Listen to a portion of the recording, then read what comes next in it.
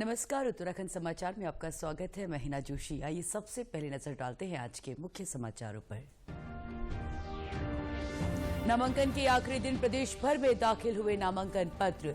विभिन्न राजनीतिक दलों ने शक्ति प्रदर्शन कर जीत का किया दावा।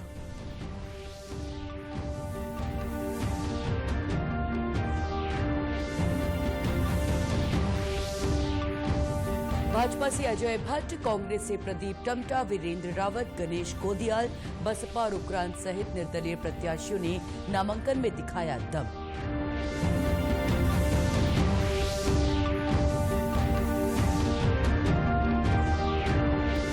आचार संहिता के दौरान विभिन्न विभागों की निगरानी टीम ने सीज किए 3 करोड़ 60 लाख रुपए। अपर मुख्य निर्वाचन अधिकारी ने कहा, आचार संहिता का सख्ती से कराया जा रहा पालन।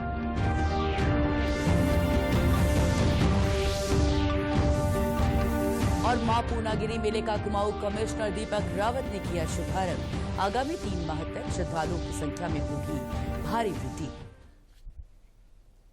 और अब समाचार विस्तार से।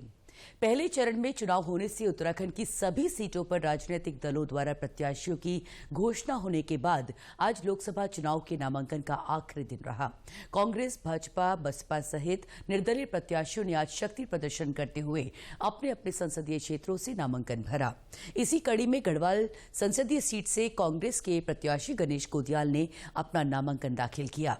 नामांकन के बाद पौड़ी के रामलीला मैदान में जनसभा का भी आयोजन किया गया। लोकसभा क्षेत्र की महान जनता का और तमाम मतदाताओं का धन्यवाद ज्ञापित करना चाहता हूं कि मैंने आज उनके भरोसे, उनके सहयोग से यहां पर नामांकन किया है। मैं अब आगे हमारे प्रचार की रणनीति के तहत जगह जगह लोगों के घर घर तक जाऊंगा, लोगों के द्वार द्वार तक जाऊंगा और गढ़वाल की इस लड़ाई को लड़ने के लिए प्रत्येक व्यक्ति अपने को स्वयं गणेश कोदियाल समझे। मैं वादा करता हूं हमारे जनमानस से कि एक सांसद के रूप में जब भी उनको मुझसे अपेक्षा होगी, कभी मेरे से उनको मायूसी हाथ नहीं लगेगी। ये मैं वादा उनसे करना चाहता हूं। नैनीताल उधम सिंह नगर संसदीय क्षेत्र से भाजपा के प्रत्याशी और वर्तमान में केंद्रीय राज्य मंत्री अजय भट्ट ने मुख्यमंत्री पुष्कर सिंह धामी की मौजूदगी में अपना नामांकन दाखिल किया। इस दौरान भाजपा नेताओं ने एक जनसभा को भी संबोधित किया। भाजपा प्रत्याशी अजय भट्ट ने कहा कि उन्होंने केंद्र और राज्य सरकार के सहयोग से अपने संसदीय क्षेत्र में कई ऐतिहासिक कार्य किए हैं। उन्हें भरोसा है कि एक बार फिर जनता का उन्हें आशीर्वाद मिलेगा। मैं आपका बहुत आभारी हूं कि आपने मुझे 5 साल तक अपना स्नेह दिया। स्नेह देने के बाद आपके स्नेह को देखकर मैं अपने राष्ट्रीय संगठन का, मोदी जी का, नड्डा जी का, यहाँ प्रदेश संगठन का अध्यक्ष जी का और यहाँ मुख्यमंत्री जी, उनकी टीम का आभारी हूं कि मैं तो पहले बार का सांसद था। आप लोगों ने इतना स्नेह दिया कि जो पहली लिस्ट देश की निकली, उस लिस्ट में मेरा नाम दे दिया, तो मैं ये श्रेय आपको देता हूं। वहीं मुख्यमंत्री पुष्कर सिंह धामी ने कहा कि देश की जनता ने मन बना लिया है कि आगामी 4 जून को प्रधानमंत्री नरेंद्र मोदी तीसरी बार प्रचंड बहुमत से देश के प्रधानमंत्री बनेंगे। 500 लोकसभा के नामांकन आज आदरणीय अजय भट्ट जी के नामांकन से संपन्न हो गए हैं और 500 नामांकन में मैं स्वयं उपस्थित रहा हूं। उत्तराखंड के अंदर लोगों में अपार उत्साह है, उमंग है और 19 अप्रैल के दिन का समस्त उत्तराखंड वासी इंतजार कर रहे हैं। अभी हम होली में थे, 4 जून को जब रिजल्ट आएगा तो हम दिवाली मनाएंगे। हमारे अजय भट्ट जी और हमारे सभी 500 प्रत्याशी प्रचंड बहुमत से जीतेंगे।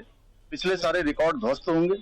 हमारे आदरणीय प्रधानमंत्री नरेंद्र मोदी जी तीसरी बार देश के प्रधानमंत्री के रूप में शपथ लेंगे, जो ऐतिहासिक जीत होगी। नैनीताल उधम सिंह नगर संसदीय क्षेत्र से कांग्रेस के प्रत्याशी प्रकाश जोशी ने भी नामांकन दाखिल किया। पत्रकारों से बातचीत में उन्होंने कहा कि कार्यकर्ताओं में चुनाव को लेकर उत्साह देखा जा रहा है। उन्होंने अपनी जीत का दावा करते हुए कहा कि आगामी दिनों में वो चुनाव प्रचार अभियान और तेज करेंगे। कांग्रेस का कार्यकर्ता सड़क पर है, कांग्रेस का कार्यकर्ता बूथों पर है, मजबूत स्थिति में, और उनके दम पर हम लोग निश्चित तौर पर भारी बहुमत से चुनाव जीतेंगे। और जनता जान चुकी है, इसमें जनता बदलाव के मूड में है और मैं आभारी हूँ। पार्टी ने मुझे यहाँ आपकी जनता के बीच में एक सेवा का मौका दिया है और मुझे पूरा विश्वास है हमारे सभी कांग्रेस परिवार के साथियों की मदद से और जनता के आशीर्वाद से हम विजयी बनेंगे। वहीं नेता प्रतिपक्ष यशपाल आर्य भी कांग्रेस प्रत्याशी के नामांकन के दौरान मौजूद रहे। उन्होंने दावा किया कि कांग्रेस पार्टी सभी सीटों पर जीत दर्ज कर रही है। मेरा मानना है कि जनता बहुत जागरूक है और जनता परिवर्तन चाहेगी। देश बट रहा है, समाज बट रहा है, भाईचारा कौमी एकता खत्म हो रही है, देश में एक डर भय का माहौल पैदा हो गया है। और मुझे विश्वास है इस चुनाव में जनता समझदारी से निर्णय लेगी। जागरूक जनता है, नौजवान हो, चाहे मातृशक्ति हो, चाहे दलित हों, चाहे जनजाति के लोग हों, चाहे माइनॉरिटीज के लोग हों, सब मिलकर इस कौमी एकता के गुलदस्ते को उत्तराखंड ही नहीं पूरे देश के कौमी एकता के जो मिसाल है, शांति और अमन यहाँ का नारा है, उसको बरकरार रखने के लिए कांग्रेस के पक्ष में मतदान करेंगे। वहीं हरिद्वार संसदीय क्षेत्र से कांग्रेस प्रत्याशी वीरेंद्र रावत ने आज अपना नामांकन भरा। इस दौरान उन्होंने पूर्व मुख्यमंत्री हरीश रावत के साथ रोड शो भी किया। कांग्रेस प्रत्याशी वीरेंद्र रावत ने भाजपा पर हमला बोलते हुए कहा कि हरिद्वार की जनता का उन्हें आशीर्वाद मिल रहा है। उन्होंने अपनी जीत का भी दावा किया।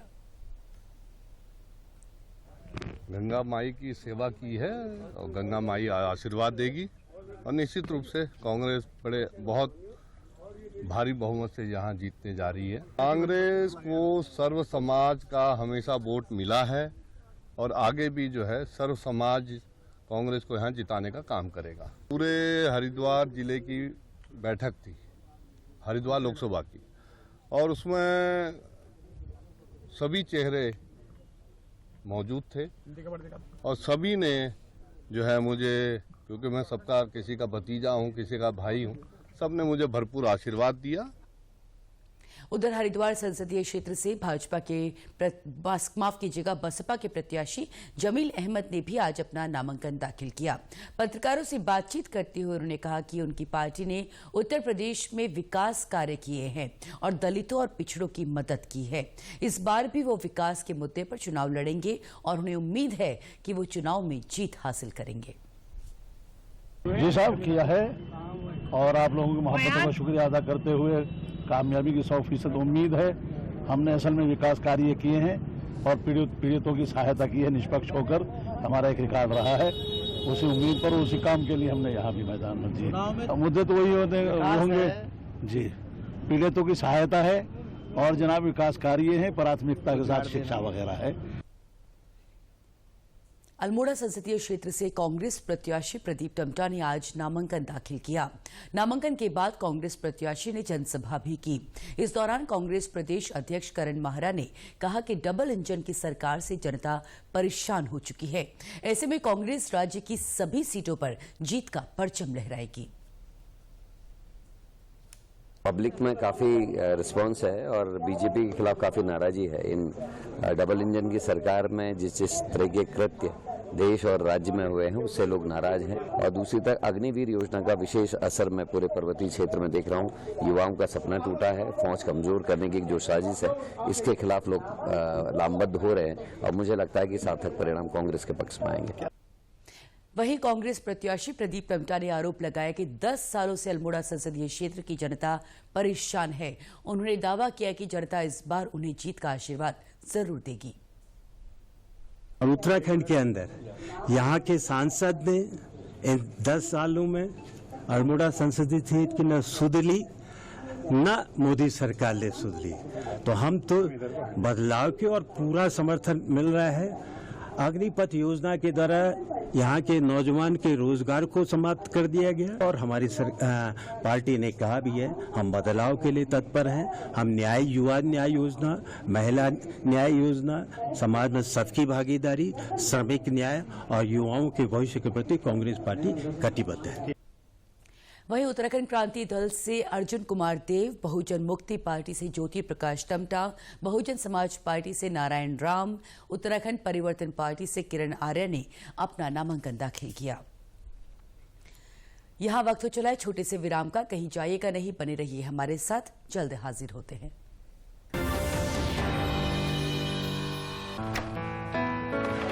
पापा ये सब? हाँ, जो चीजें सालों से बेवजह पड़ी हो उन्हें हटा देना चाहिए। ये भी दादाजी की पुरानी पासबुक और एफडी। अरे ये कैसे रह गया? पैसे गए? नहीं, उपाय है। बैंक खाते को संचालित करते रहना चाहिए, वरना खाता इनऑपरेटिव हो जाता है। ऐसे में बैंक से संपर्क करें, खाता सक्रिय करवाएं और आपकी रकम जो है उसे ब्याज समेत क्लेम करें। दादू ये आरबीआई कहता है जानकार बनिए, सतर्क रहिए। सही कह रहा है। विराम के बाद आप सभी का पुनः स्वागत। भाजपा की राज्य इकाई ने लोकसभा चुनाव के लिए स्टार प्रचारकों की सूची जारी कर दी है।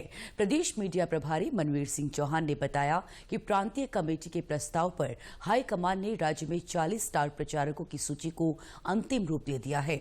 बता दें कि भाजपा ने उत्तराखंड में चुनाव प्रचार के लिए केंद्रीय नेतृत्व से 16 दिग्गजों की डिमांड भेजी थी, जिनमें प्रधानमंत्री नरेंद्र मोदी, केंद्रीय गृह मंत्री अमित शाह, राष्ट्रीय अध्यक्ष जेपी नड्डा, उत्तर प्रदेश के मुख्यमंत्री योगी आदित्यनाथ आदि के नाम शामिल हैं। प्रदेश में चुनाव प्रचार के लिए 5 लोकसभा सीट पर केंद्रीय मंत्री नितिन गडकरी, स्मृति ईरानी, रक्षा मंत्री राजनाथ सिंह, एमपी के पूर्व मुख्यमंत्री शिवराज सिंह चौहान सहित प्रदेश के वरिष्ठ नेता भी 5 लोकसभा में रैली को संबोधित करेंगे। 16 मार्च से आचार संहिता लगाए जाने के बाद पूरे प्रदेश में 18 विभाग निगरानी कर रहे हैं, जिन्होंने अब तक 3 करोड़ 60 लाख रुपए सीज किए हैं।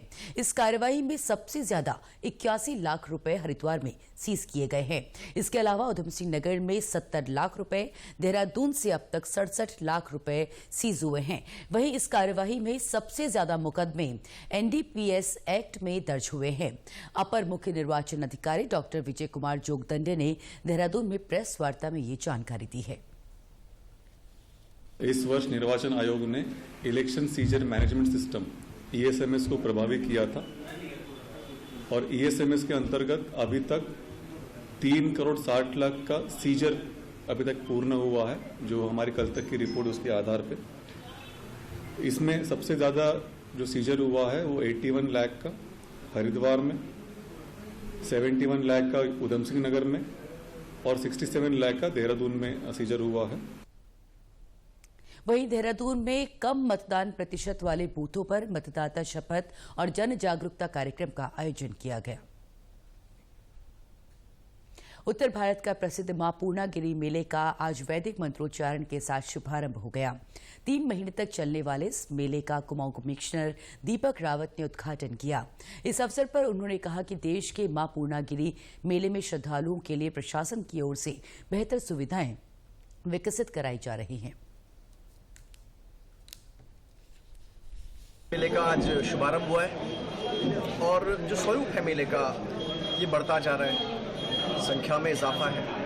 पिछली बार की अगर फिगर्स दें हम तो 3 महीने में लगभग 30 लाख के आसपास श्रद्धालुगण आए हैं। तो इसमें मेले की जहाँ तक तैयारियों की बात है तो पहला कंसिडरेशन मेरे हिसाब से सुरक्षा का ही होना चाहिए, क्योंकि जहाँ पे इतना बड़ा जनसैलाब जनमानस इसमें भागीदारी करते हो, पहला पॉइंट सुरक्षा का ही है। दूसरा यहाँ पे सुगमता है, स्वच्छता है, सुंदरता है, सब पे ध्यान दिया जाएगा। देहरादून में कुआवाला और लच्छीवाला के बीच आज तड़के करीब 6 बजे 3 कारों के बीच जबरदस्त टक्कर होने से 3 लोगों की मौके पर ही मृत्यु हो गई, जबकि 6 अन्य गंभीर रूप से घायल हो गए। प्राप्त जानकारी के अनुसार कुआवाला क्षेत्र में दड़ेश्वर मंदिर से पहले डोईवाला की तरफ से आ रही एक कार अचानक असंतुलित होकर डिवाइडर पार कर दूसरी लेन में चली गई और सामने देहरादून से डोईवाला की दिशा में जा रही 2 अन्य कारों से टकरा गई। हादसे की सूचना मिलते ही पुलिस ने घायलों को अस्पताल पहुंचाया, जहां डॉक्टरों ने 3 लोगों को मृत घोषित कर दिया। वहीं हादसे में घायल लोगों को अस्पताल में भर्ती कराया गया है। दुर्घटना के कारणों की जांच की जा रही है। प्रदेश के समाचारों में आज बस इतना ही। चलते चलते मुख्य समाचार एक बार फिर। नामांकन के आखिरी दिन प्रदेश भर में दाखिल हुए नामांकन पत्र। विभिन्न राजनीतिक दलों ने शक्ति प्रदर्शन कर जीत का किया दावा।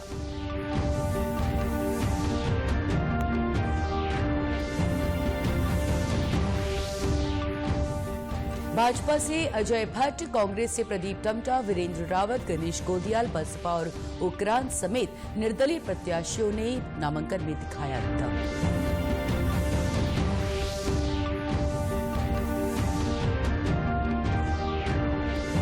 आचार संहिता के दौरान विभिन्न विभागों की निगरानी टीम ने सीज किए 3 करोड़ 60 लाख रुपए। अपर मुख्य निर्वाचन अधिकारी ने कहा, आचार संहिता का सख्ती से कराया जा रहा पालन।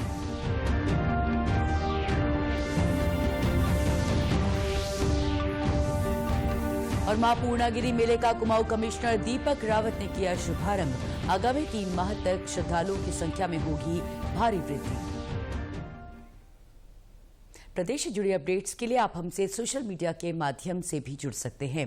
हमारा एक्स हैंडल है DD_News_देहरादून। हमारा फेसबुक पेज है DD न्यूज उत्तराखंड। हमारे YouTube channel DD news Uttarakhand को आप सब्सक्राइब करें और हमारे Instagram page DD news Uttarakhand को भी फॉलो करें। नमस्कार।